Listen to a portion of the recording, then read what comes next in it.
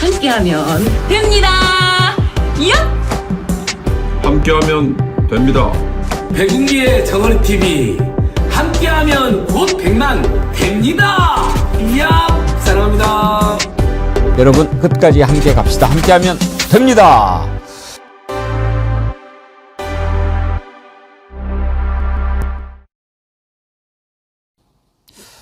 여러분 안녕하십니까? 백운기입니다. 이미 극우의 늪에 빠져서 헤어나오지 못하고 있는 국힘당이 하다 이제는 이미 우리 역사에서 죽어가는 지역 감정의 망령까지 다시 살려내려고 합니다. 대구시장 출마를 준비하고 있는 주호영은 호남 출신이 대구를 얼마나 안다고 이런 식으로 대구의 중진을 짓밟느냐고 망언을 쏟아냈습니다. 육선에 국회 부의장까지 지낸 자가 이런 말을 한 것은 무엇 때문이겠습니까? 여차하면 무소속으로 나가서라도 호남 출신이 대구를 욕보였다면서 지역 감정을 자극하고 표를 얻으려는 그야말로 저열하고 더러운 망언입니다. 충북지사 김영환의 전라도의 못된 버릇 이런 발언과는 차원이 다릅니다.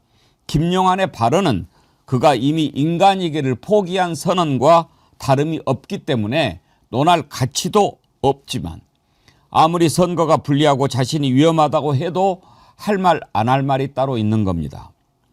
이제 더 이상 저런 당은 우리나라에 있어서는 안 됩니다. 일단 선거로 확실히 정리하고 심판하고 그리고 해산에 나서야 합니다. 그래서 이번 지방선거는 나라를 살리는 선거입니다. 생방송 백운기 정치 1번지 출발합니다.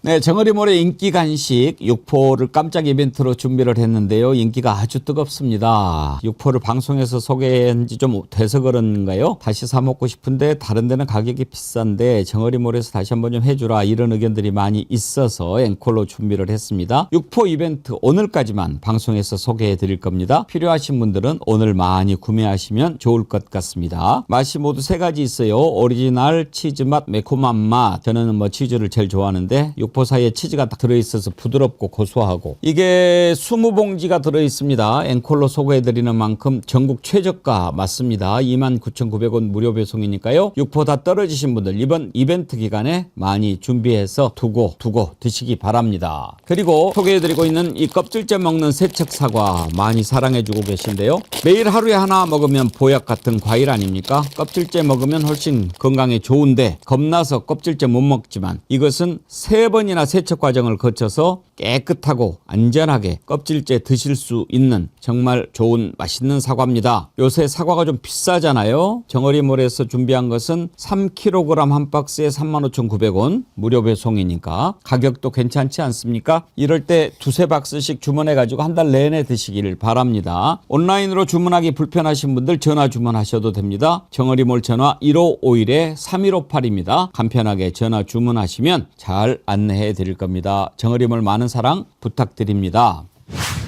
네, 오늘 백운기의 정치 1번지 찾아주신 여러분 반갑습니다. 환영합니다. 오늘 좀 새로운 분들이 많이 눈에 띄는데요. 예, 진심으로 환영합니다. 오늘 와주신 분들 구독, 좋아요 누르셨죠? 네, 그러면 백운기의 정어리 TV가 무럭무럭 자라납니다.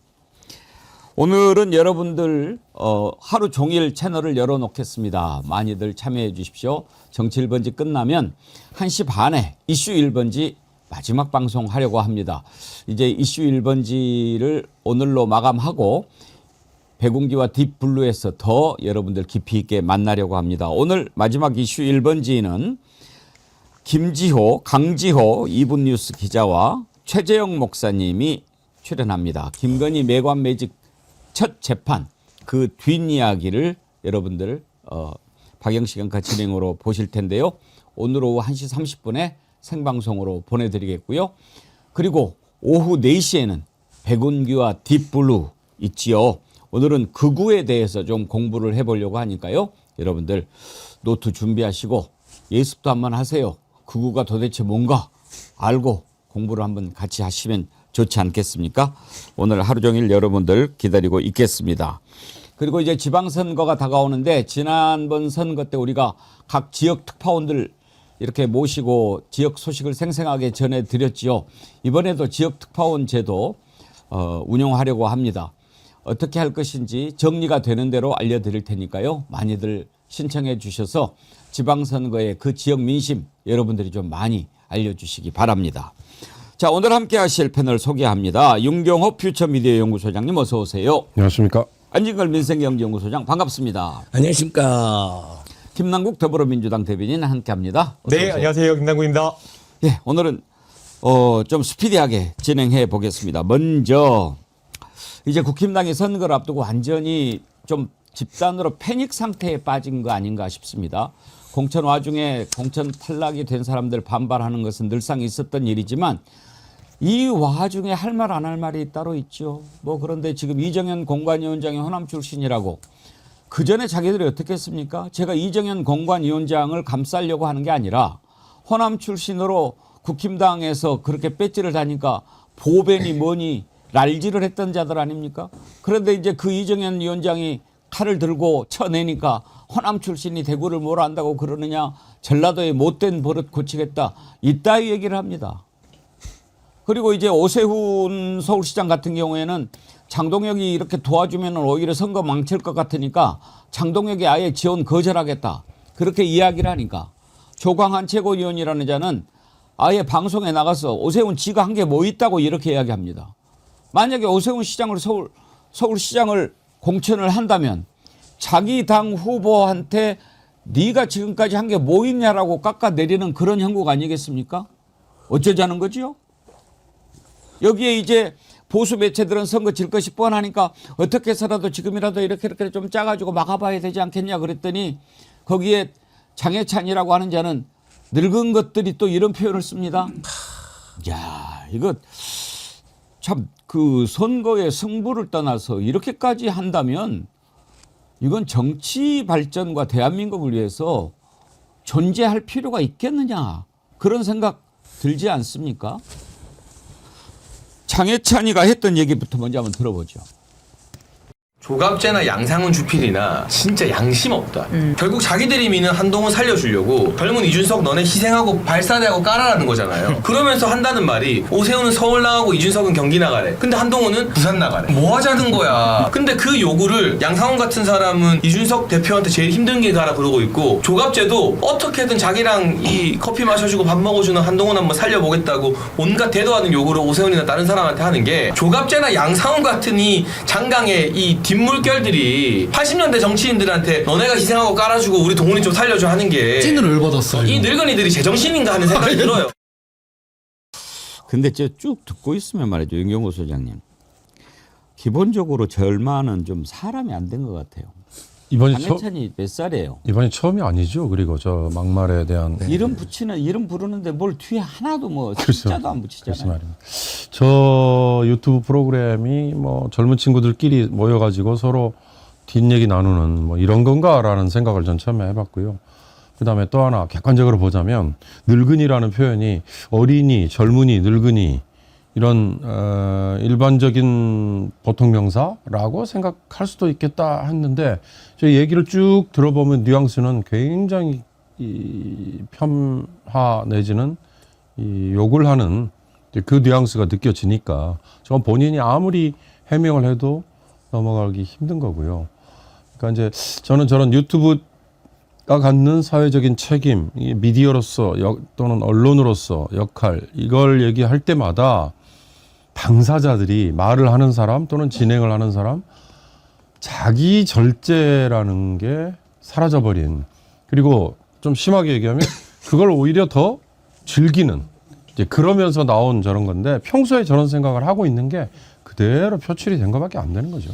안진걸 소장님, 저 장해찬이라고 하는 싸가지를 넘어서서 인간으로 기본이 안 돼 있는 것 같지 않습니까? 예, 저기서 이야기되는 뭐 오세훈이나 주진우나 한동훈이나 이준석이나 장해찬이나 다 이제 국민들이 보기에 4가지, 5가지가 없어가지고 정말 기본이 안 됐다는 평가를 받는데, 그래도 이번 발언은 용납할 수 없는 발언이죠. 우리가 이제 방금 윤경호 평론가님께 말씀하신 것처럼 어린이, 젊은이, 늙은이 하실 때는 이제 편견 없이 이제 연령으로만 이렇게 사람들을 비하 없이 쓸 때는 그런 말을 받아들였는데 여기서는 그거잖아요. 보통 이럴 때는 언론분들이 또는 대선배님들이 이준석 저기 여의도 넘어가 개혁신당이랑 친한 분들이 하는 유튜브인데 이준석 대표를 도와주지 어떻게 한동훈 같은 예를 들면 본인들이 용납할 수 없는 자를 도와주는지 모르겠다 이해가 안 된다 뭐 요 정도 발언하고 넘어가는 게 상도이죠 최소한의 예의고 근데 이건 아예 어르신 세대 또는 언론 세대에 대해서 비하와 폄훼를 작정하고 이렇게 난사한 거거든요. 그래서 장해찬 씨가 한두 번이 아닙니다.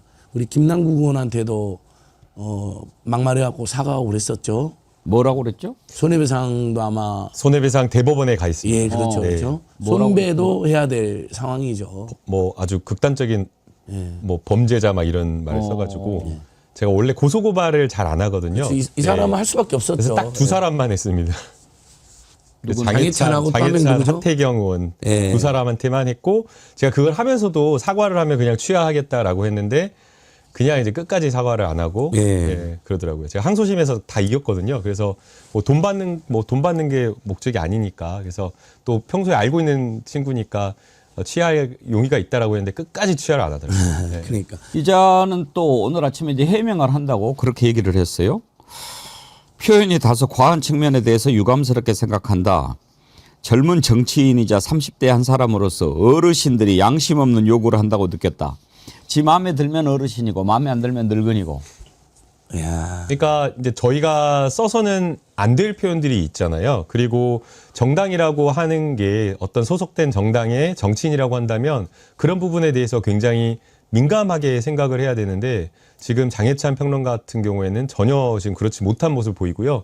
그보다 더 심각한 건 저는 국민의힘이라고 생각을 합니다.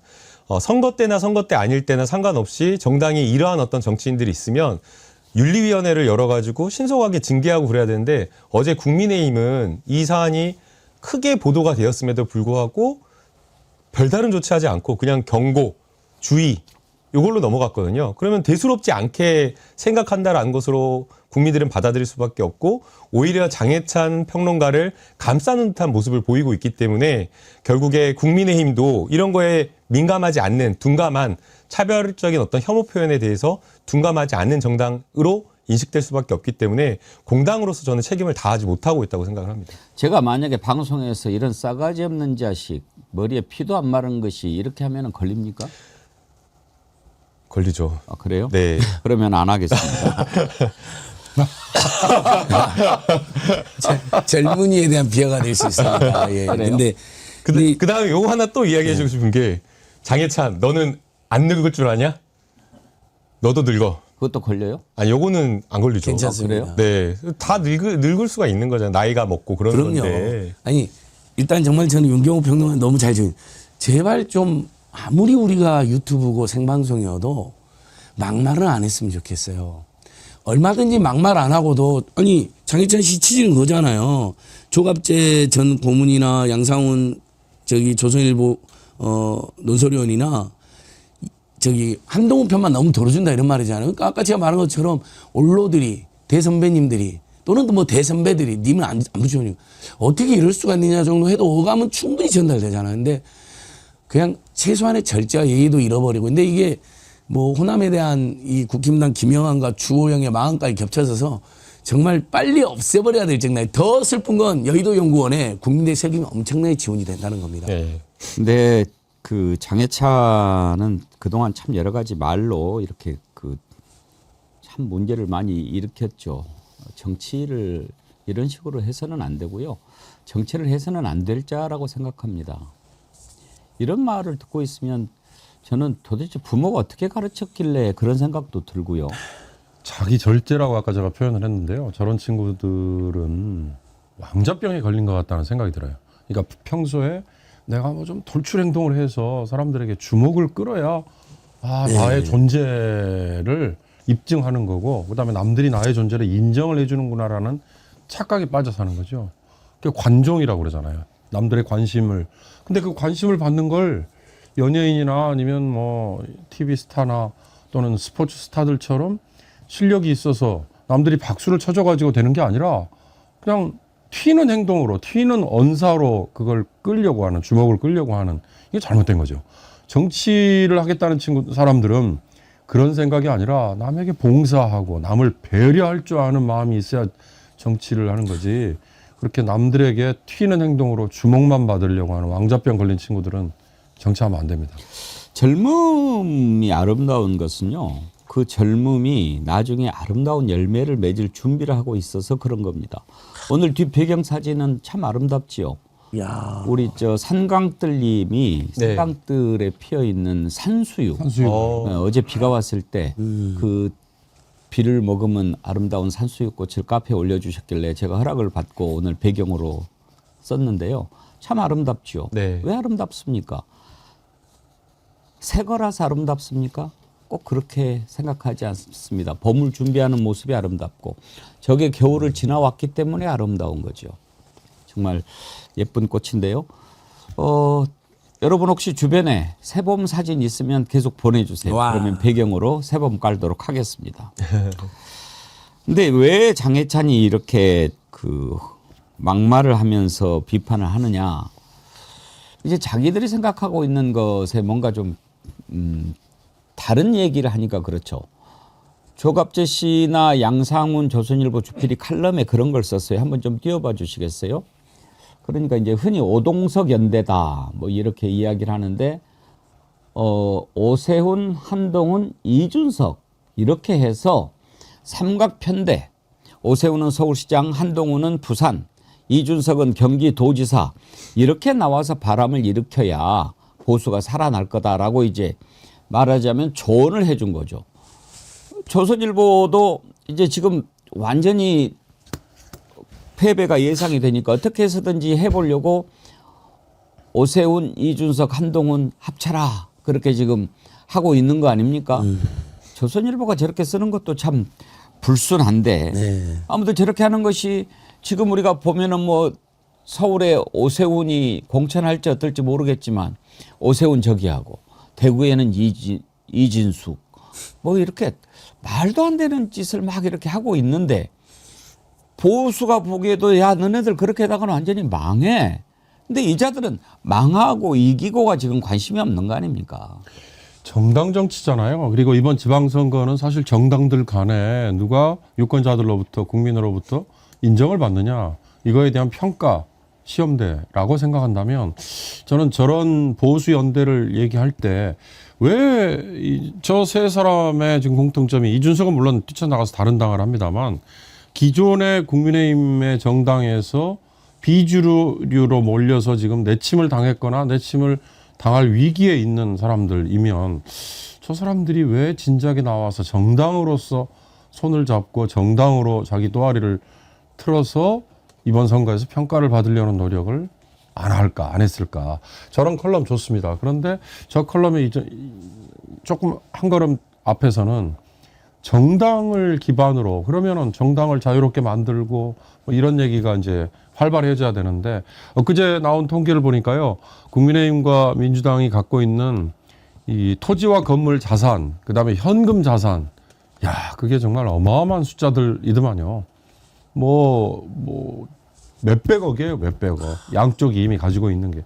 그 기득권에 안주해서 사실 정당을 새롭게 만들고 이거 못 하는 거잖아요. 그러나 바람직한 건 저렇게 연대하는 거 좋습니다. 그러나 정당을 새롭게 만들어서 한번 시도를 해봤으면 어땠을까 예. 그런 생각입니다. 착한 악마님 그냥 냅두세요. 스스로 자멸하는 행위 잘하고 있는데 착한 악마님 이탈리아 잘 다녀오셨나요? 이탈리아에 가 있는 아드님 만나고 돌아왔는데 그래요. 착한 악마님 뭐 잘하고 있지요. 뭐 선거 이길 생각 없이. 그런데요. 저는 이번 선거 정말 승패를 떠나서 확실하게 민심을 그리고 국민이 그래서는 안 된다라고 하는 것을 보여주는 선거가 돼야 한다고 생각합니다. 뭐 국힘당을 누르고 압승하고 뭐 이렇게 한 거 매우 중요하죠. 제가 어제도 말씀드렸는데 정말 이번 지방선거의 의의 여러분 꼭 두 가지를 기억하셔야 됩니다. 확실한 압승으로 이재명 정부의 성공 그리고 이재명 정부의 국정 철학과 여러 가지 서민들을 위한 대책이 지역 말단 세포까지 다 스며들어서 온기가 온 나라에 두루 퍼지게 하는 것 이게 가장 중요하지만 또 하나 단순히 승리와 이재명 정부의 성공을 떠나서 이제 바로 하기 시작하고 점점 늪으로 빠져들고 있는 이 극우의 이런 존재들을 완전히 싹을 잘라야 하는 매우 중요한 선거다 이겁니다. 맞습니다. 네. 지금 그렇게 하지 않으면 나라가 어디로 갈지 몰라요. 너무나 위험합니다. 그래서 우리가 걱정을 하는 거죠. 지금 극우가요. 보통 극우가 아니잖아요. 맞습니다. 지금 극우가 오히려 더 똘똘 뭉치고 있는 그런 상황이고요. 심지어 조선일보조차도 오동석 이러면서 변화해야 된다. 변화해야 되고 새로운 보수가 탄생해야 된다라고 이야기를 하면서 외치고 있지만 윤회개인 하면서 거꾸로 지금 가고 있는 그런 상황이거든요. 그렇기 때문에 사실 이번 지방선거가 우리가 앞으로 어떤 사회로 나아갈 것인가를 결정하는 큰 방향을 정하는 선거라고 생각이 됩니다. 이재명 대통령께서 진짜 모든 분야에 걸쳐서 잘하고 계시잖아요. 그래서 이 정부가 잘하고 있는 여러 가지 국정과제들 뒷받침해주고 그러면서도 동시에 앞으로 향후 중간 과제들을 포함한 또 개헌까지 또 화두로 던지셨기 때문에 이러한 것들을 포함해서 대한민국이 가야 될 그러한 방향들을 좀 현명하게 결정하는 그러한 좀 선거가 되었습니다. 예. 그러니까 저도 너무 열받는 게 이제 서울의 소리라든지 뭐 안진걸 TV 등이 국힘당 앞에서 국힘당 해체 농성도 한단 말이죠. 저도 수시로 가서 이제 발언도 하고 그러는데 지나가는 시민들도 보면 굉장히 국힘당에 대한 냉소가 느껴져요. 저희들이 발언하면 고개도 끄덕이는 분들이 굉장히 많고 저는 제일 열받는 게 우리 정자들 항상 잊어서는 안 되는 게 저런 극우정당, 내란정당, 폭력정당, 폐륜정당에 매년 몇백억의 국민 세금이 공당이라는 이유만으로 지급되고 있다는 거고 여의도연구원, 장해찬 같은 부원장이 있는 여의도연구원은 그중에 상당액이 지원되고 있다는 거. 지들끼리 지들 돈으로 저런 짓을 하면 웃어 넘기겠는데 국민 세금을 수백을 받고 있다. 선거 때는 훨씬 더 많이 받잖아요, 보조금을. 네. 그래서 그 부분에 대해서 조금 더 제가 심각하게 나서야 된다고 생각하고요.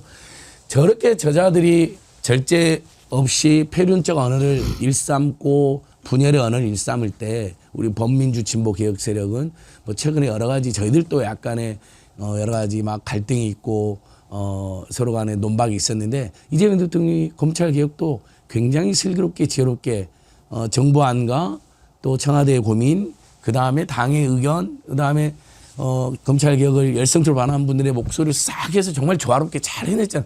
이런 과정이거든요. 우리는 그렇게 건설적으로 가면 된다. 막 죽기 살기로 싸울 리가 전혀 없다. 맞습니다. 그래서 지금 이 순간에도 막 불필요한 논쟁을 우리 범진보 개혁진에서 하시는데 더 이상 논쟁하지 말고 이재명 정부에게 힘을 실어줄 것을 우리 모두 무엇이 더 힘이 실어지는 건지 그쪽에 에너지를 실어야 된다라고 호소드리고 싶습니다. 최근에 막말을 우리가 두 가지로 나누어서 봐야 합니다. 장해찬의 이런 늙은이 이런 발언이라든지 김용환의 뭐 전라도의 못된 버릇 이런 것들은 기본적으로 인간이기를 포기한 아주 인간으로서 부족한 인간이라고 부를 수 없는 자들의 망언인데요.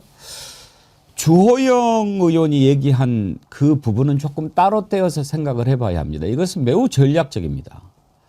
지금 여러 가지 정황으로 봤을 때 이정현 공관위원장이 있으면서 대구의 중진들을 다 쳐내려고 하는 그런 생각을 갖고 있는 것 같아요. 왜냐하면 그동안에 주호영이라든지 이제 추경호는 뭐 완전히 내란 가담 혐의를 받고 있으니까 빼두고 어떻게 해서든지 자기의 생명을 연장해 보려고 하고 또 당연히 지금까지는 뭐 내가 되겠지 이렇게 생각했던 자 아닙니까? 그런데 이제 자르려고 하잖아요. 그러면서 뭐 꽁도 먹고 알도 먹고 털까지 뽑아 먹으려고 한다. 이렇게 하면서 정리하려고 하니까 지금 이제 육선이죠, 주호영이. 네. 육선까지 하면서 얼마나 그 발달했겠어요. 아, 상황이 이렇게 되네. 그러면은 이제 주판화를 딱 굴리는 거죠. 나 공천 안 주겠구나. 그러면 어떻게 하지? 나 무소속으로 나가면 어떻게 되나? 그러면은 이진숙이가 아무리 국힘당 공천을 받고 대구가 그렇다고 해도 나를 6번이나 뽑아준 대구가 나를 버리겠어? 그리고 이준숙 정도는 내가 해먹을 수 있지 않겠어? 그러면은 내가 어떤 걸로 명물을 삼아야 되지? 이렇게 연구를 한 거죠. 그래서 갖다 붙인 프레임인 거예요. 단순히 나를 자르려고 한다. 반발해서 나온 게 아니에요. 그런 점에서 김용환이 한참 수가 낮은 거죠. 이 주호영은 그렇게 되면 내가 뭘로 싸워야 되지? 옳지. 지역감정밖에 없네. 근데 지역 감정이라고 하는 게 언제적 얘기입니까? 이제는 다 사라져버린 유산 유물도 아주 뭐 좀 처박혀 지금 쓰레기장에 폐차장에 보내야 될 그런 유물 아닙니까? 그런데 호남이 대구 잡아먹네. 이제 이렇게 가려고 하는 거예요. 우리가 그걸 간파해야 됩니다. 이걸로 선거를 치르겠다? 이건 정말 나라를 완전 옛날로 뒤돌리고 나라를 망쳐도 나 하나 어떻게 해보겠다라고 하는 그런 생각. 그거 아닙니까? 아까 제가 관종, 왕자병 그런 얘기 했는데요. 그렇게 얘기하는 자들은 그나마 어떻게 보면 수가 낮은 거잖아요. 근데 지금 앵커께서 잘 지적해 주셨듯이 주호영이라는 육선 의원 출신의 정치인은 너무나 노예하고 노예함을 떠나서 정말 이걸로 우리끼리만이라도 잘 살아보자 뭐 이런 거보다도 더 유치한 이 언사라는 점에서 우리 정치를 그냥 집단적으로 격하하는 그런 결과적인 그런 겁니다. 그러나 이제 저게 중요한 건요. 주호영 국회 부의장이잖아요. 주호영 국회의원이 한 얘기를 대구의 유권자들이 이게 얼마나 심각하고 이게 얼마나 문제가 정말 이 부끄러운 얘기인가를 유권자들이 아셔야 된다. 저는 그 말씀을 꼭 드리고 싶습니다. 이게 단순히 주호영 의원이 이정현 공관위원장을 타겟해서 하는 게 아니고요. 저희가 한 1, 2주 거슬러 올라가면 TK 통합법, 대구 경북 통합법을 통과시키려고 하는데 통과를 못 시켰어요. 무산됐거든요. 근데 대구 같은 경우에는 통과를 계속 시켜달라고 요구했는데 그게 안 되고 광주 전남만 돼가지고 대구 경북 민심, 특히나 대구에서 통합시켜달라는 그 홀드했다라고 하는 그 민심이 기저에 깔려있는 그 상황이거든요. 그 상황에서 사실 어떻게 보면 그 통합이 무산된 거는 어떻게 보면 국민의힘의 자중질환, 국민의힘 내부에서의 지도부의 어떤 전략과 그다음에 내부에서의 정리되지 않은 그러한 것들 때문에 무산됐는데 이 책임을 호남과 대구 경북의 영호남의 어떤 갈등으로 이렇게 돌려가지고 그걸 가지고 선거를 좀 치르려고 하는 전략이 좀 깔려 있다. 그래서 이거 쉽게 볼 수 없는 발언이라고 생각이 되고요. 그런데 문제가 되는 것은 그걸 누구보다 지역 감정을 타파하고 앞장서야 될 그런 분이 육선의 국회의원인 주호영 의원님이 그러고 있기 때문에 더 심각하다라는 생각이 듭니다. 그냥 육선이 아니라 국회 부의장까지 맡고 있잖아요. 그러니까요. 그러면 정말 모범과 통합에 앞장서야 되는데 이 자들은 너무 뻔뻔한 게 그런 이정현을 본인들이 당대표로도 보시고 박근혜 홍보수로도 보시고 얼마나 난리를 피웠습니까. 이정현 하면서 자신들의 대표라고 하면서 축켜 세우고 그리고 자기들한테 불리한 행동을 할 것 같으니까 이렇게 호남이 뭘 하냐. 호남 전라도 못된 버릇이란 발언은 저는 살다 처음 들어봤는데 정치권에서 당장 이런 자들은 장해찬, 주호영, 김영환 이런 사람 지금 당장 저는 전국적 퇴출운동 같은 거 해버리고 싶어요. 어제 제가 그 김영환이라고 하는 자에 대해서 정말 분노해가지고 네. 뭐 분노를 막 표출했더니 우리 정치 1번지 쇼츠뿐만 아니라 막 다른 여러 군데서 백운기 막 제가 욕을 하면 여러분 그렇게 좋습니까? 앵커님은 욕을 해도 품위가 있으세요. 그래서 백운기 극대노하면 보게 돼요. 오히려 더. 욕을 참. 저렴한 언어로 아니라 품격 있는 언어로 욕을 극대노하시. 특전에 들려서 겨냥하시지 말고요. 이런 욕이 들리더라 이렇게 하세요. 옛날엔 그렇게 했는데 저도 고쳐야 되겠어요 이제. 마음의 소리. 막 못 참겠습니까? 어제는 못 참아서 그렇고 갈수록 내가 좀 더 솔직해지는 것 같아요. 잘 안 돼. 어제 내가 정말 아는 윤경호라고 있는데 예 그 사람이 이렇게 욕을 하더라 이렇게 말씀하세요. 그래요. 알겠습니다. 그것도 재밌네요. 저 좋은 힌트를 주셨어요. 네. 아니 그런 얘기는 들었어요. 그 공무원인데 민원 접수를 이렇게 전화로 받는 공무원인데 그 민원인이 전화로 막 다짜고짜 막 욕을 하더래요. 네. 그러니까 가만히 듣고 있다가 그래서 이거 다 그대로 하기가 좀 그런데 아무튼 여러분 참고 들어주세요. 선생님, 야 이 자식아, 이 나쁜 자식아, 이런 형편없는 자식아, 이런 형편없는 놈이 없네 라고 제가 얘기하면 선생님 기분 좋으시겠어요? 그랬다는 거예요. 비슷하네요. 아, 더 고단수네. 계속하고. 막 이렇게 욕을 하니까 그 욕을 그대로 돌려주면서 맨 마지막에 제가 이렇게 얘기하면 선생님 기분 좋으시겠어요? 이렇게 했다는 건데. 예의 바르게. 자, 한 가지만 더 짚어보고 다음으로 넘어가죠.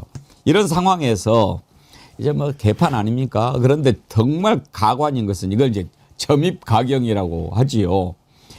오세훈 시장이 이제 출마 안 하면은 그야말로 국힘당은 웃기게 되지 않겠습니까? 그래서 어떻게 해서든지 출마 신청해 주세요. 그렇게 돌아온 이정현까지 이야기하니까 그래서 이제 출마하겠다라고 하면서 하는데 나는 선거운동 따로 할 거야. 국힘당 하지 마. 우리 그냥 특별선대위 해가지고 하고 장동혁이 너 지원 주세요 이런 거는 꿈도 꾸지 마. 이렇게 이야기를 하니까 이건 뭐지? 그러면 이제 국힘당이 공식 선대위에서 자기 당의 서울시장 후보를 지원을 못하는 그런 상황이 올 거 아니에요. 근데 오세훈 입장에서 보면 이해가 가죠. 장동혁 와서 선거운동하면 도움 되겠어요? 그나마도 안 되겠지. 그래서 이제 우리는 따로 할 거야 라고 하니까 조광한이라는 최고위원이 오세훈 네가 한 게 뭐 있어 막 이렇게 이야기를 해요. 야, 참 이건 콩가루 집안이라고 하기에도 뭐하고 한번 들어보실래요? 서울시장이면 그 서울시 문제 잘 하시면 돼요. 정치의 문제와 당의 문제는 그냥 당에다 맡겨놓으면 되는 거예요. 오세훈 시장, 서울시장 4번 하면서 뭘 했죠?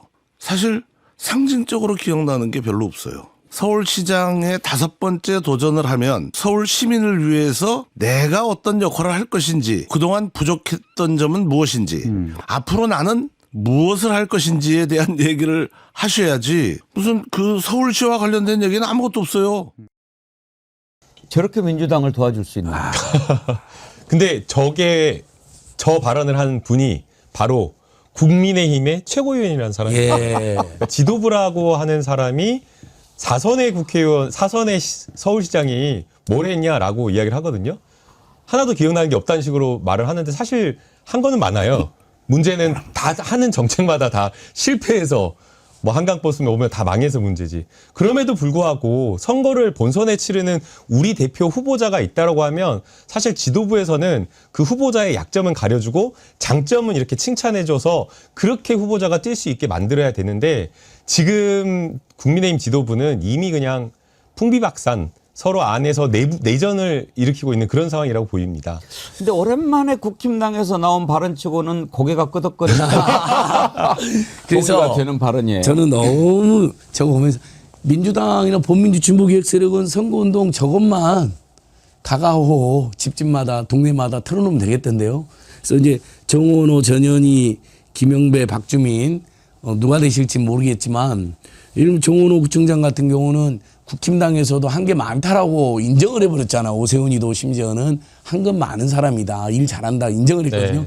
그 인정하는 걸 들어주고 민주당 후보님들은 저기는 오세훈은 저것만 들어주고 당의 최고위원이 4번 동안 아무것도 한 게 없다.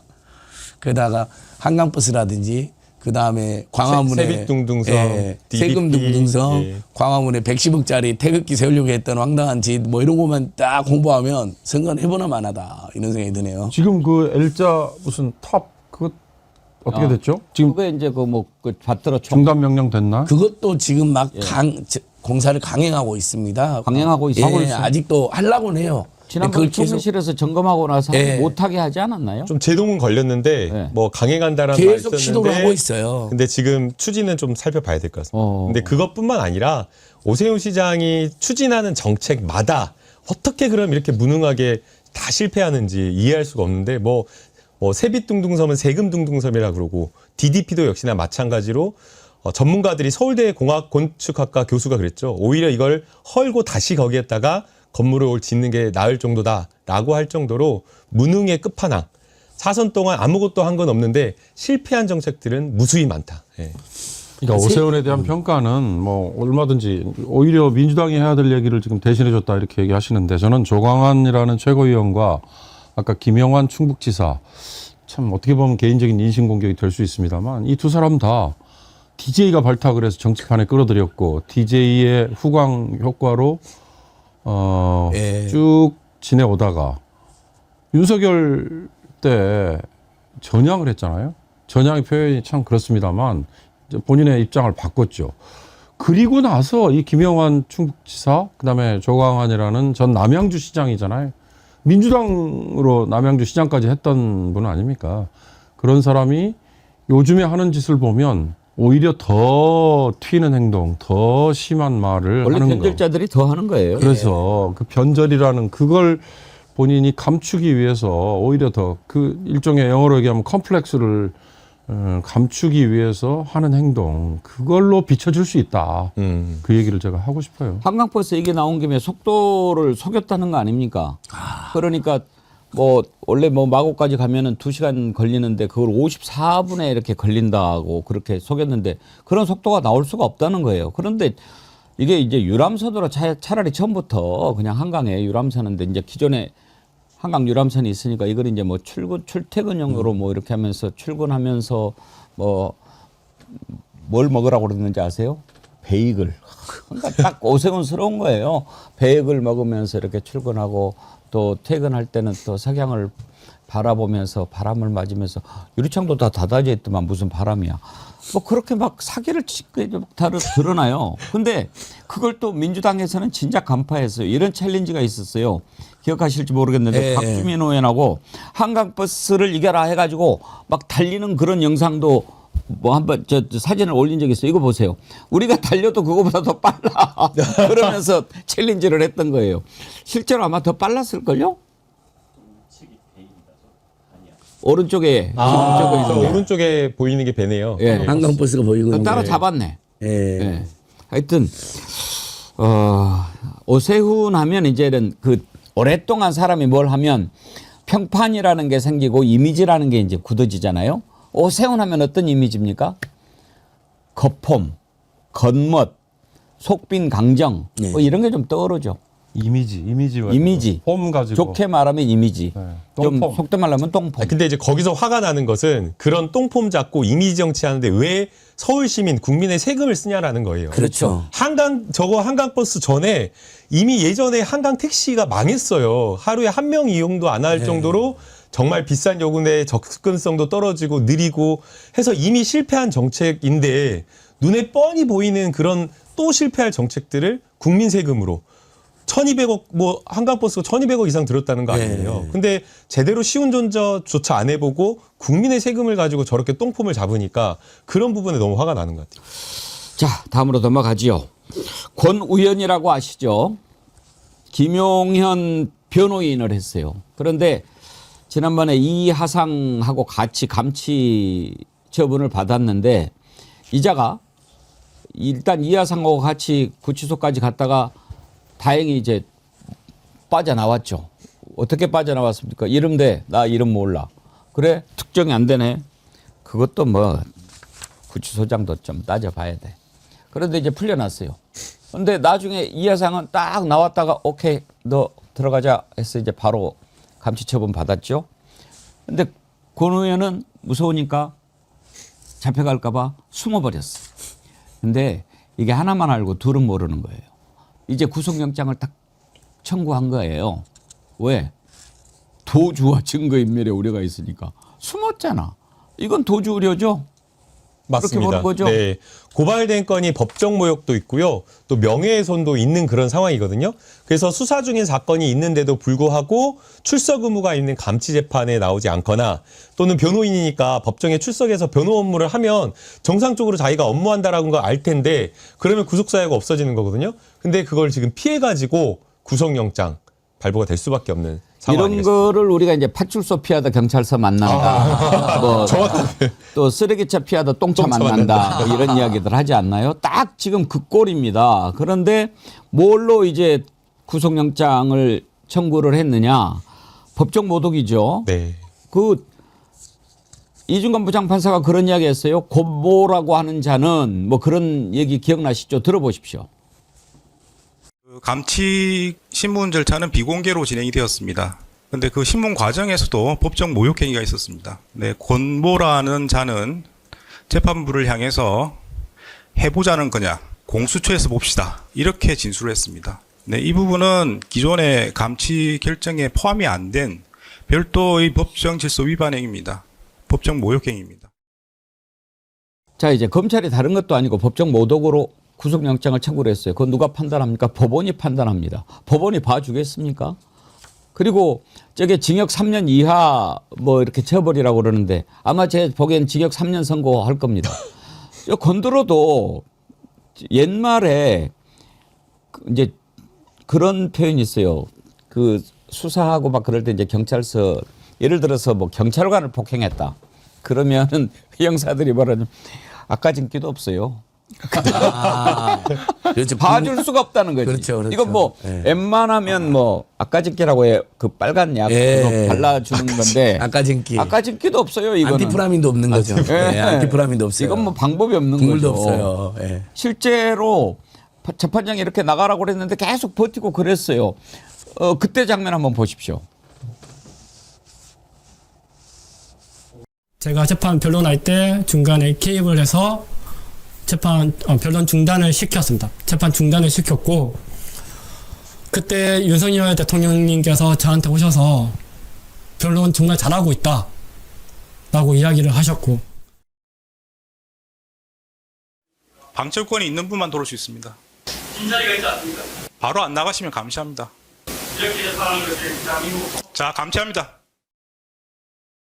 까불다가 제대로 걸린 거죠. 그렇게 해서 이제 감시 처분을 내렸는데 나중에 이하상이라고 하는 자하고 유튜브에 나가가지고 또 막 뭐 떠들어대고 뭐 이하상은 특별히 심했죠. 저놈은 말이야 뭐 나가 한번 뭐 어쩌고 뭐 한 방에 가고 막 이렇게 하고 그랬는데 권 의원도 그때 뭐라고 그랬는지 한번 들어보십시오.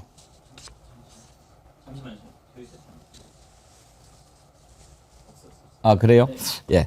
그때 막 옆에서 맞장구 치면서 뭐 말도 안 되는 얘기를 막 하고 그랬는데 진관이가 뭐 어쩌고 저쩌고 어떻게 예상하세요? 이건 영장 발부되겠죠? 영장을 이제 구속영장을 칠 때 대개는 영장 발부될 거를 생각하고 치거든요. 만약 기각된다라고 하면은 검찰 측에서도 사실 그게 면이 안 서는 일이라서 영장이 발부될 가능성이 10중 8구 7할 이상 8할 이상 높을 경우에 치는 것이고 그다음에 검찰에서도 이 사안 같은 경우에는 사법부 그리고 진행 중인 재판에 재판 방해를 하고 있다라는 그런 상황인 거잖아요. 그런 아주 중대한 인식 아래 검찰에 청구한 걸로 보면 아마 재판부도 무겁게 받아들일 것으로 보고요. 더 나아가서 지금 이진관 그 부장판사가 또 이야기하는 게 감치 재판을 하고 있는 중에도 또 재판부를 모욕하고 재판부는 저걸 모욕이라고 별건의 모욕이라고 이야기를 했는데 제가 봤을 때는 일종의 협박이거든요. 해보자는 거냐 막 이러면서 공수처 가서 보자. 그런 식의 발언을 했다라고 하면 지금 본인이 여러 가지 법정 모욕과 관련된 재판을 받고 또 감치가 될 수 있는 그런 상황에서 또 다른 범죄 행위를 저지른 거기 때문에 저는 구속영장 발부 사유가 충분하지 않나 이런 생각이 듭니다. 좀 뭐 영장 뭐 발부 될 거고 저렇게 하지 않으면은 법원이 스스로 질서를 세우지 못하게 되는 거 아니에요? 그렇죠. 예. 우선 법원행정처가 지금 고발을 했잖아요. 그것도 법정 모욕. 그러니까 재판을 방해하는 걸로만 따진다면 이건 변론 중에 일어난 일이다라고 항변도 하고 뭐 이럴 수 있지만 오히려 감치해 주셔서 감사합니다 재판장님하고 비아냥거리는 걸로 5일 추가됐잖아요. 이제 거기서부터 시작된 거고 그다음에 2월 2일 이후는 본인이 지금 도망가 버렸으니까 그걸 감안하면 변론 중에 일어난 일 이거 말고 저는 법정 모욕이라는 것만으로 법원행정처가 나서서 고발을 했고 그걸 경찰이 수사에 들어가고 그걸 검찰이 받아줘서 영장을 쳐줬고 그럼 당연히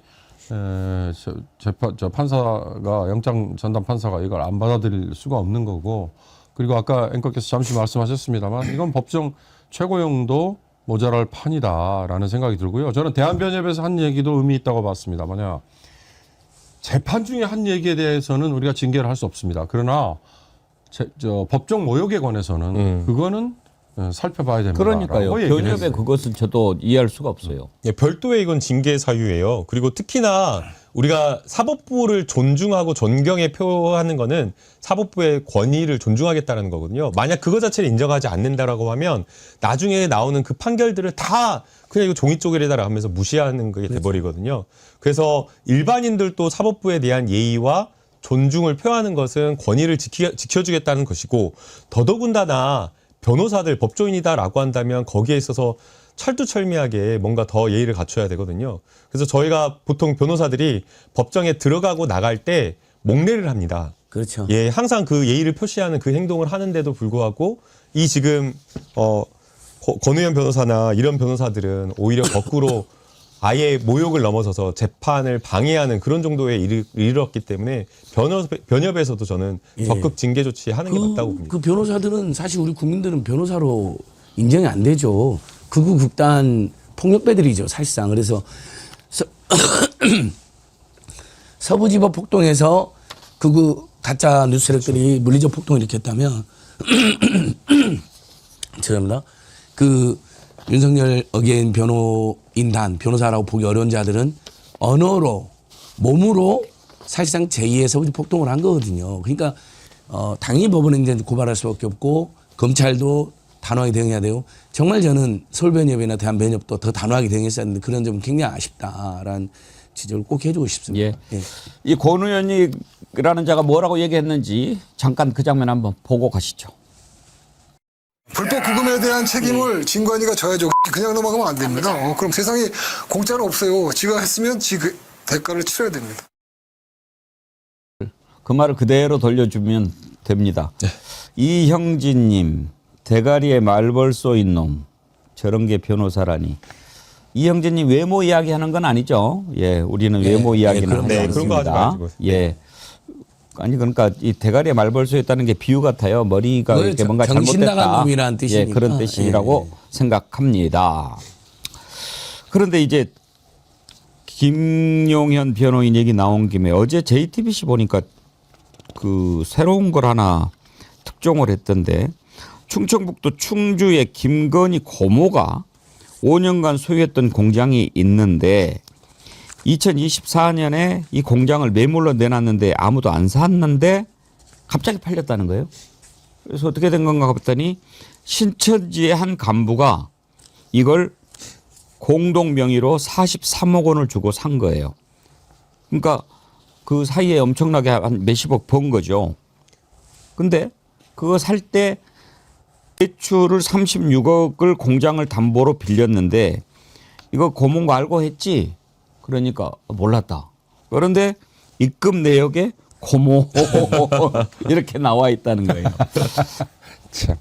그러니까 이 신천지하고 윤석열 부부가 어떤 관계였는지 이건 이제 조사해 보면 나올 것 같고 지난번에 우인성 판사인가요? 여러 가지로 참 김건희 봐주느라고 예를 많이 썼는데 그 판결하면서 도이치모터스 그 조작도 완전히 덮어줬지 않습니까? 그런데 방조 혐의는 있는데 방조는 특검이 뭐 따로 이렇게 안 했으니까 이걸 책임을 못 묻겠다라고 해서 빠졌는데 지금 이제 항소심에서는 공소장을 변경해 가지고 방조를 집어넣었다고 해요. 그러면은 항소심에서 이제 방조를 적용할 수 있는 거죠. 방조까지 적용할 수 있는데 그러나 방조로 처벌해서는 안 된다고 생각합니다. 공범관계를 너무 엄격하게 봤고요. 그다음에 드러난 여러 가지 증거, 공모관계를 입증할 수 있는 충분한 증거가 있는데도 불구하고 그런 것들을 다 배척해버렸어요. 그래서 항소심에서 물론 예비적으로 방조로 처벌할 수 있도록 안전장치는 걸어놨지만 그보다 더 중요한 거는 공범관계, 정범으로서 처벌될 수 있도록 더 항소심에서 노력하는 게 맞다라고 보입니다. 그리고 지금 고모집을 사줬다라고 하는데 신천지가 이게 또 비싸게 사준 건 아닌가 이것도 따져볼 필요가 있는 것 같아요. 더더군다나 이게 공장이 잘 운영이 되고 언제든지 팔릴 수 있는 공장이면 상관이 없는데 빚이 36억이나 했다라고 하고요. 이 공장을 따로 뭐 물류센터라든가 어떤 용도로 쓸 수가 없어서 계속 뭐 전기세나 이런 어떤 세금까지 밀리고 있었던 건데도 불구하고 사줬다라고 하면 이거는 신천지에서 이건 김건희 여사를 보고 특혜성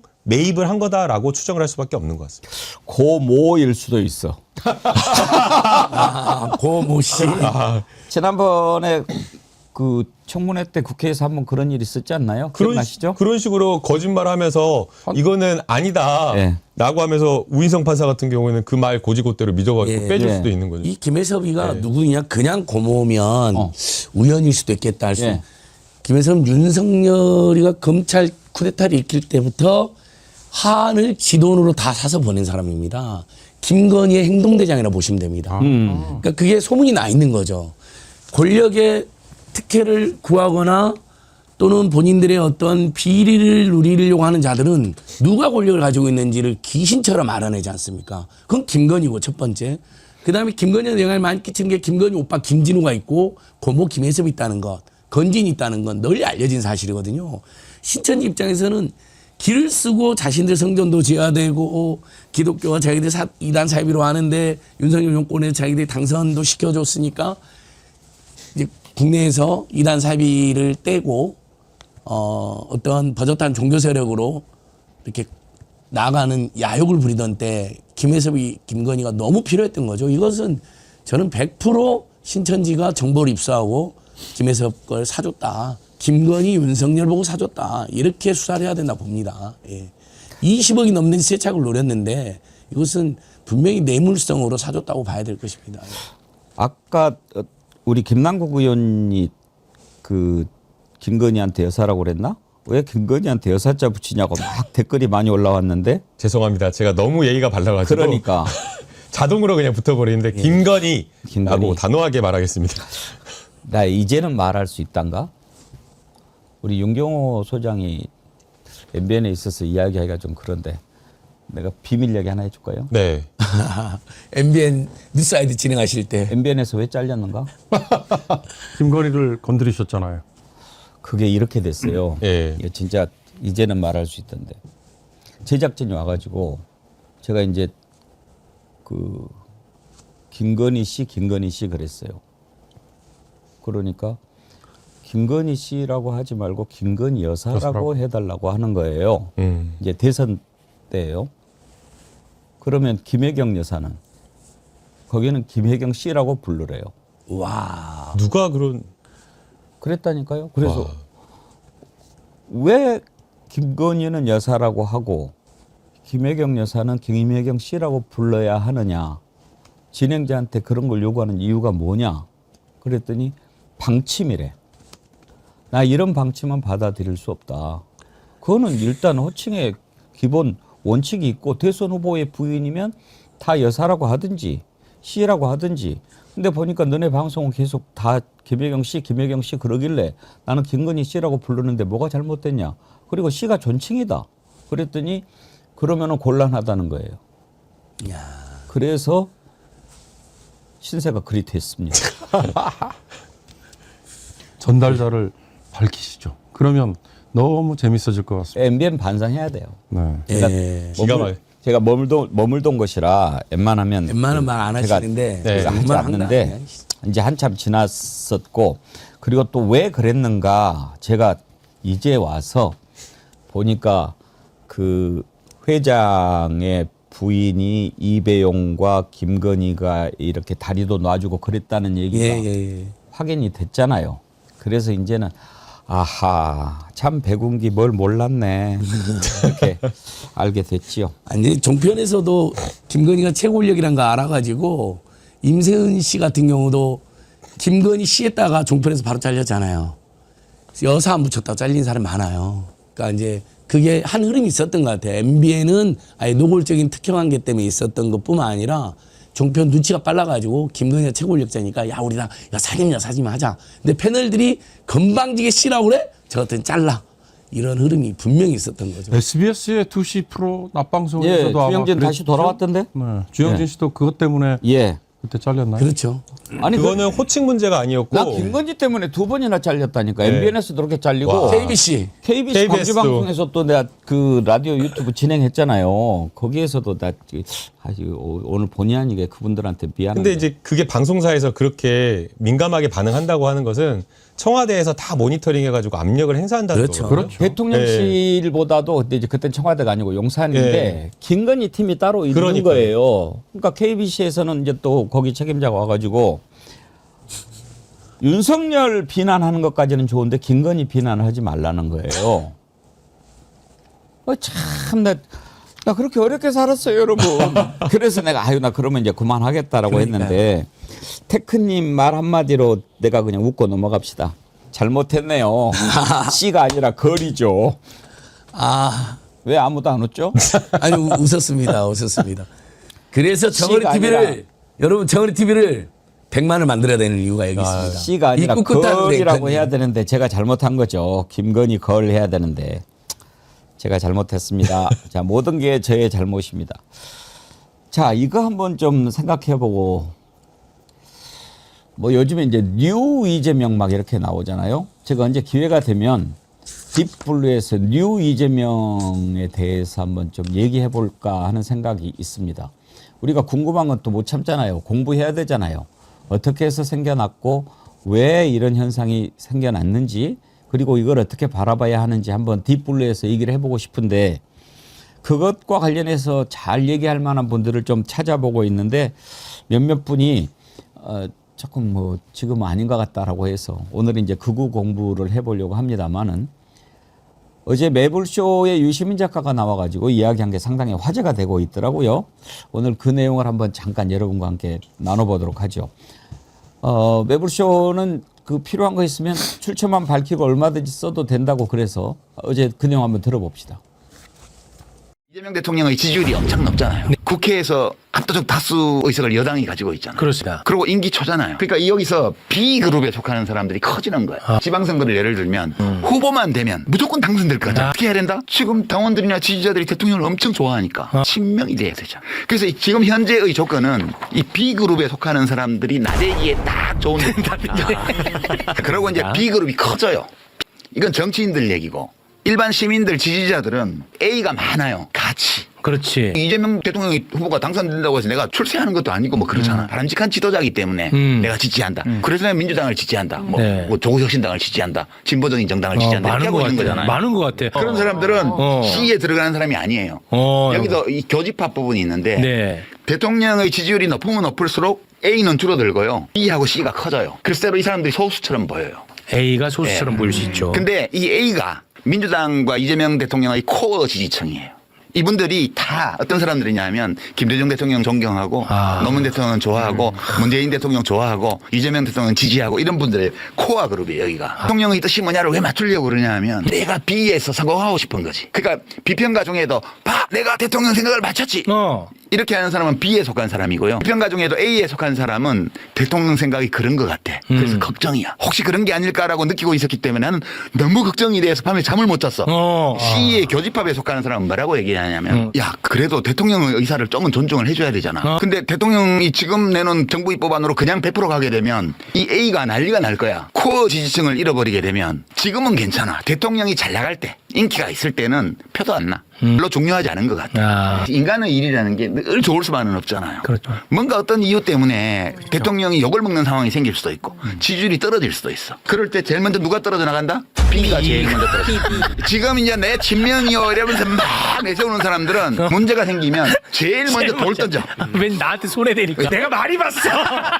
이거를 이제 사자성어로 감탄고토라고. 감탄고토. 달면 삼키고 쓰면 뱉는다. 이제 그 뉴 이재명에 대해서 이제 저게 딱 그 규정을 하기에는 쉽지 않지만 이제 유시민 작가가 나름대로 분석한 건데 매우 단순한 투표주면 여러 가지 의미를 담고 있는 것 같아요.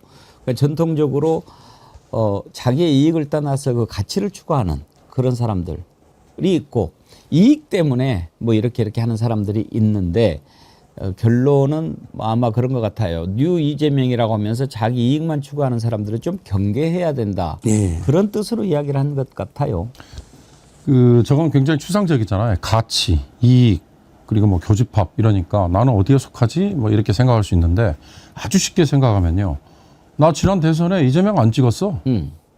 아무리 윤석열이 개판을 쳤어도 나는 이재명은 싫어. 나 안 찍었어. 이랬던 사람이 당선 후에 이재명 아니 뭐 국무회의 때 시원시원하게 하는 얘기 그다음에 행정의 여러 절차를 다 꿰고 있는 그런 거 보고 이건 뭐 나라가 좀 제대로 돌아가는 것 같네.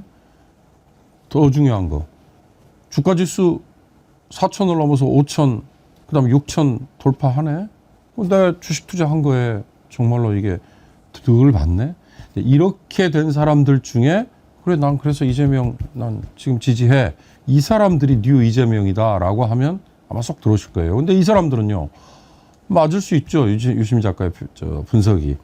주가가 만약에 이번 이란 전쟁뿐만 아니라 미국이 인플레 때문에 버티다 안 돼가지고 미국이 금리를 올리는 순간 기준금리입니다.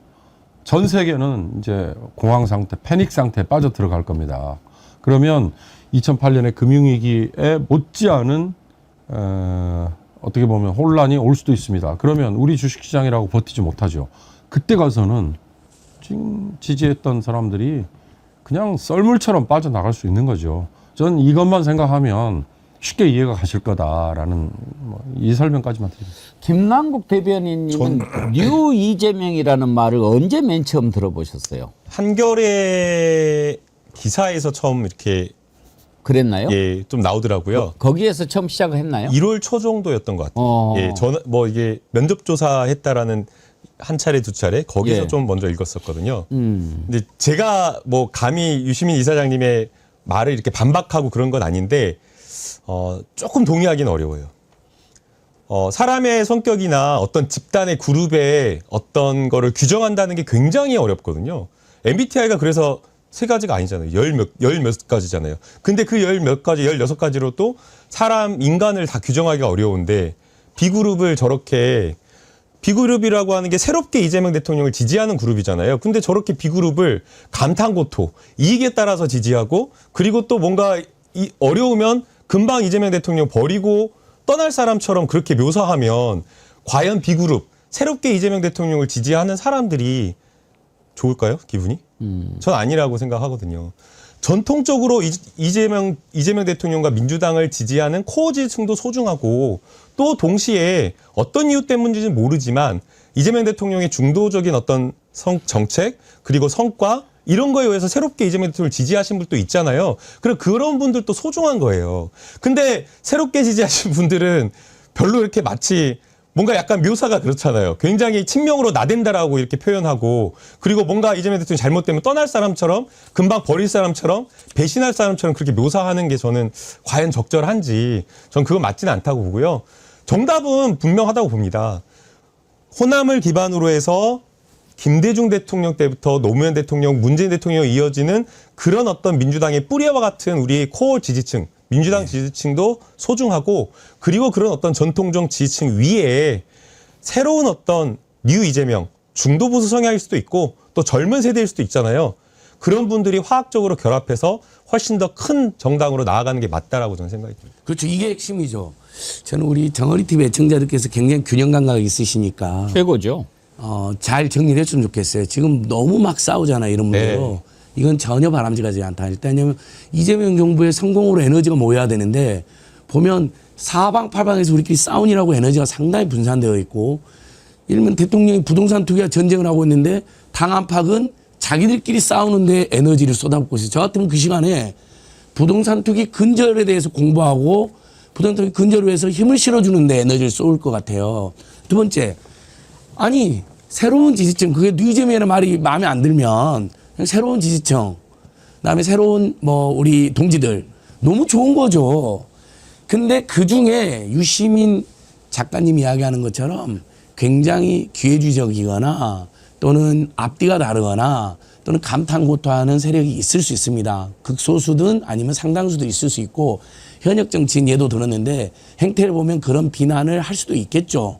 그런데 그 사람들마저도 최소한 윤석열을 몰아내는 데는 기여를 했거나 이재명이 당선되는데 중요한 역할을 했거나 심지어는 이재명을 안 찍었는데 윤경호 평론가처럼 와 최근에 너무 잘하더라. 내가 정말 사람 잘못 봤구나. 악마된 이미지였는데 보니까 아니야 사람이 유머러스해. 예를 들면 엊그저께 경찰 임관식에서도 무슨 말을 했는지 모르는지 경찰들이 팡 터져가지고 이게 화제가 되고 있잖아요. 허이로 아나운서가 그 사회 보는 거. 재밌는 분이야. 그러면서 새롭게 지지층이 돼. 이건 너무 좋은 일이죠. 아, 그럼요. 예. 그건 무조건 좋게 평가를 한 다음에 요즘에 막 근데 그 자들 중에 보니까 이재명 말고 민주당은 안 믿어. 이재명 빼고 문재인, 조국 다 싫어. 정책은 다 싫어. 이건 위험한 거거든요. 이재명 대통령이 그거 하지 말라고 여러 번 이야기하잖아요. 당하고 이재명하고 정청래하고 또는 정말 다양한 의견 그룹이 다 힘을 합쳐도 이재명 정부가 성공할까 말까 하는 굉장히 열악한 조건이 있는데 다 이놈은 이래서 나쁘고 저놈은 저래서 나쁘고 그러면 안 되는 거니까 그걸 지적하는 것은 유시민 작가가 일리가 있습니다. 근데 그것을 너무 크게 봐가지고 A그룹, B그룹, C그룹으로 해가지고 뭉텅이로 이야기하신 것은 굉장히 저는 위험할 수도 있다. 예, 뭐 아무튼 새로운 현상이니까 언제 한번 이 부분에 대해서 진지하게 생각하는 시간을 가져볼 필요는 있습니다만 누군가를 좋아할 때 우리 김남국 대변인 아직 장가 안 갔죠? 네, 못 갔습니다. 제일 너 왜 내가 좋아할 때 제일 듣기 좋은 말이 뭔 줄 알아요? 너라서? 그렇죠. 진짜 정답은 네. 그냥 그거예요. 그냥 너가 좋은 거 그게 제일 좋은 거예요. 그러니까요. 그러니까 내가 너 좋아할 때 그냥 좋은 게 제일 좋은 건데 난 너하고 가까우면 뭔가 이익이 생길 것 같아서 좋아하고 네가 생각하는 추구하는 가치가 좋아서 이런 건 다 포함이 돼 있는 거지. 이것 때문에 좋아하고 이것 때문에 좋아하고 이렇게 가르기는 쉽지는 않죠. 그렇죠. 이유가 네. 다양하니. 그래서 근데 또 도표라고 하는 게 좀 단순화할 필요가 있는 거니까 그렇게 했다라고 이해하고 결론은 백운기가 그냥 좋으면 좋아요 꼭 눌러주시라. 아니, 앵커님은 이거 답변을 명확하게 안 하고 피해 가시는데요. 그 사이에 근데 아까 지금 85만 1,793명이었는데 예. 10분이 더 늘어났어요. 네, 이건 네. 매우 좋고요. 어쨌든 유시민 작가의 말을 저는 다시 한번 보면 이렇게 왔다 갔다 하거나 너무 표현하는 사람들이 있으니까 조심해야 된다는 고언인데 그것을 우리가 일반화시킬 필요는 없다. 새로운 지지층은 대환영해야 됩니다. 그럼요. 예. 예. 그리고 근데 또 우리가 잠깐만 그 부분을 보고 이야기를 했는데 레츠 고고님이 이런 의견 주셨어요. 유시민 작가님이 B그룹을 나쁘게 표현하지 않았습니다. 당연한 현상이라고 했습니다. 네. 김남국 의원님 발언도 바로 잡아주시면 좋겠습니다. 안 그러면 또 갈라치기가 될 수 있습니다. 그 방송을 보면요. 그렇게 느끼질 않아요. 그래서 저는 안 된다고 이야기를 한 거예요. 그 방송을 보면서 불편했어요. 다 들어보셨어요? 다 들어왔습니다. 오. 예. 그래서 그래요. 저는 좀 적절하지 않았다라고 제가 이야기하고 그럼에도 이거 유시민 이사장님 좋아하고 막 또 A그룹에 속한다고 생각하신 분들은 또 막 저한테 비난의 댓글을 달 건데 정말 저희가 뭘 생각해야 되는지 좀 한번 고민해 봐 주셨으면 좋겠어요. 그러니까 그래서 대통령도 계속 뉴 이재명은 죄가 없다라고 트위터까지 올리신 거잖아요. 한겨레 일부러. 칼럼까지 인용했잖아요. 네. 그러니까 A그룹에 있는 분들은 이 유시민이 너무 속시원한 지적이었다라고 이야기하세요. 그걸 막 환호하는 글도 많이 올라오잖아요. 맞아요. 근데 저도 그분들에게 아니 일단 새로운 디지털은 너무 좋은 거고 DJ가 뉴 DJ 풀러내가지고 중도나 보수가 손잡아서 겨우 우리가 정권 교체했잖아요. 이렇게 지방선거도 그렇게 해서 압승해야 되는데 너무 구별지면 안 된다. 근데 그중에 최근에 이상한 말을 하는 자들이 있어요. 막 이재명 빼고는 다 욕하는 사람들이 있어요. 그건 진짜 잘못된 거죠. 이재명이 어떻게 혼자 잘할 수가 있습니까? DJ, 노무현, 문재인 그 모든 세력이 합쳐진 연합군이기 때문에 연합군과 연대와 대동단계를 해치는 자들은 유시민 작가님처럼 비판해야 되지만 새롭게 편입된 모든 분들 우리가 기본적으로 환영하면서 가야 된다는 그럼요. 이 두 가지를 잘 봤으면 좋겠어요. 네. 네. 언제 기회가 돼서 뉴 이재명 요즘에 뉴자가 많이 붙어요. 뉴 라이트 뭐 뉴 이재명 새로운 현상을 그렇게들 많이 얘기하는데 모더니즘도 뭐 뉴 그건 뭐 포스트 모더니즘 포스트 모더니즘. 뭐가 많이 나와. 언제 뉴 이재명 현상 한번 토론하면 나와 보실래요? 욕 많이 먹게 해주시려고 지금. 사실은 원래 그 화요일 날 녹화 방송이었어요. 근데 최욱 씨가 저를 초청하더라고요. 그래서 저는 이제 유시민 이사장이 원래 어릴 때부터 대학생 때 좋아해서 나가고 싶었는데 같은 시간대에 다른 방송이 있어서 못 나갔는데 그랬구나. 지금 생각하니까 참 다행이다. 그 녹화였던 것 같아요. 예, 화요일 다시 날. 보기로 보니까 뭐 이렇게 좀 편집이 돼 있더라고요. 논쟁을 할 뻔했네요. 아니 바로? 논쟁을 제가 어찌 감히 논쟁을 하겠습니까? 뭐 어때요? 대스승님인데. 계급장 떼고 하는 거. 아유 제가 감히 그럴 짬밥이 아니죠. 우리는 다 어차피 넓은 하나니까 건강한 논쟁은 하셔도 됩니다. 예. 시간상 이 내용은 못 다루고 일부를 마쳐야 될 것 같은데 시간이 되면 트럼프 얘기를 좀 해보려고 했습니다만 2부에 민주당의 이기현 의원 모시고 이 얘기를 해보도록 하겠습니다. 지금 이기현 의원이 파병 반대 1인 시위를 하고 있거든요. 이 야당도 아니고 여당에서 파병 반대 1인 시위하는 거 참 쉽지 않은데 참 용감해. 우리 정어리 국회의원들은 용감한 것 같아요. 근데 이기현 의원이 왜 1인 시위까지 하게 됐는지, 그리고 보니까 또 안철수 의원은 파병해야 된다. 이럴 때 가서 핵 잠수함 해결료 재처리 확보해야 된다. 이렇게 얘기를 하던데 이런 부분에 대한 것도 한번 우리 패널들 의견을 들어봤으면 좋을 텐데 다음에 기회가 있으면 하도록 합시다. 아무튼 트럼프는 지 마음은 지가 알까 몰라요. 뭐 어떻게 하겠다는 건지. 딱 하나만 말씀드리면 다카이치가 어젯밤에 날아가서 오늘 우리 시간 기준으로 오늘 오후 오늘 저녁에 트럼프하고 만나서 1대1 만나잖아요. 정상회담 하잖아요. 거기서 일본 국민들이 이러이러한 의견입니다. 우리 헌법상 이거 못합니다. 뭐 이런 얘기 하겠다고 어저께 참의원 답변에서 얘기했다는 거 아니에요? 저는 다카이치의 그 얘기가 우리에게는 상당히 뭔가 분기점이 될 수 있을 거다라는 생각이 듭니다. 제일 중요한 말 했죠. 할 말은 하겠다. 안 하는 건 안 된다고 하겠다. 그렇게 해야죠. 예. 다카이치가 왜 인기가 좋은지 알겠어요. 그러니까. 네. 자, 오늘 일부 함께해 주신 세 분 패널 감사드립니다. 윤경호 소장님, 안진걸 소장님, 김남국 대변인님 수고하셨습니다. 감사합니다. 감사합니다.